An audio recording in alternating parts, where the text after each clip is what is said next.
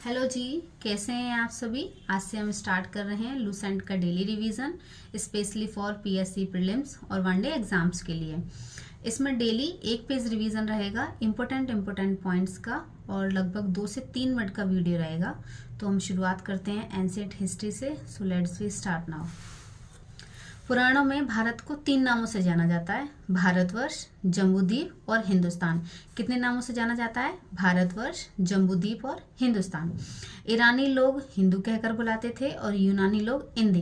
तो हम लिंक करने की कोशिश करें तो ईरानी यानी कि रानी हिंदू बुलाती थी और यूनानी इंदे बुलाती थी। अब इतिहास को 3 भागों में किसने बांटा है? क्रिस्टोफर सिलेरियस। तो इतिहास को 3 भागों में बांटने का श्रेय किसे जाता है? क्रिस्टोफर सिलेरियस को। अब ग्रंथों के बारे में पढ़ते हैं तो सबसे पहले हम वेद के बारे में पढ़ेंगे। तो वेदों के संकलनकर्ता कौन है? वेद व्यास जी हैं और इनका वेद का उपदेश क्या है? वसुदेव कुटुंबकम। ठीक है। अब भारतीय परंपरा में वेदों को क्या बोला गया है? नित्य और अपौरुषमय। अपौरुष यानी पुरुष के द्वारा नहीं लिखा गया, नित्य और अपौरुषमय। और 4 वेद हैं, ऋग्वेद, यजुर्वेद, सामवेद। इन चारों वेदों को मिलाकर क्या बोला गया है? संहिता बोला गया है। नेक्स्ट हम बात करते हैं ऋग्वेद की। तो ऋग्वेद में ऋचाओं का जो ज्ञानबद्ध संग्रह है उसे क्या बोला जाता है? ऋग्वेद बोला जाता है। इसमें 10 मंडल, 10 28 सूक्त और 10 462 ऋचाएं दी गई हैं। और ऋग्वेद के पढ़ने वाले को क्या बोला जाता है? होत्र बोला जाता है। अब इसमें कुछ प्रमुख मंडल दिए गए हैं जहां से कई बार क्वेश्चंस भी आए हुए हैं। तीसरे मंडल में सूर्य देवता का उल्लेख है और विश्वामित्र के द्वारा लिखा गया है और इसमें गायत्री मंत्र का भी उल्लेख है। ठीक है। 9वां मंडल सोम देवता का उल्लेख है और तीसरे मंडल में सूर्य देवता का उल्लेख है। अगला मंडल पढ़ते हैं हम 8वें मंडल। तो 8वें मंडल में क्या है? हस्तलिखित ऋचाओं को खिल्ल कहा जाता है। ठीक है।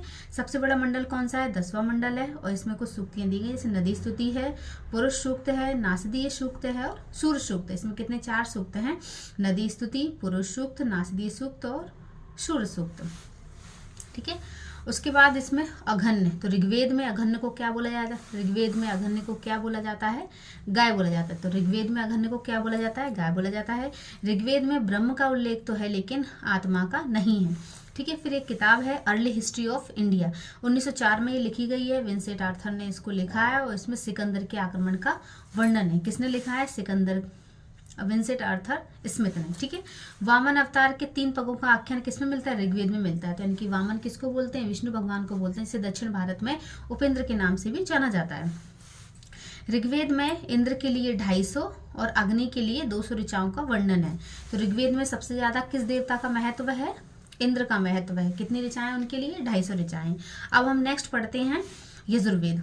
तो यजुर्वेद में यज्ञों के नियम और विधि विधान का संकलन। तो यजुर्वेद में क्या है? यज्ञों के नियम और विधि विधान का संकलन है।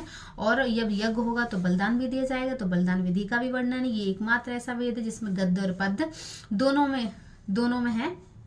और इसके पाठकर्ता को क्या बोला जाता है? अग्वर्य। ऋग्वेद के पाठकर्ता को क्या बोला जाता है? होत्र बोला जाता है। यजुर्वेद के पाठकर्ता को बोला जाता है अग्वर्य। ठीक है। तो मिलते हैं अगले वीडियो में, तब तक अपना बहुत बहुत ध्यान रखिए।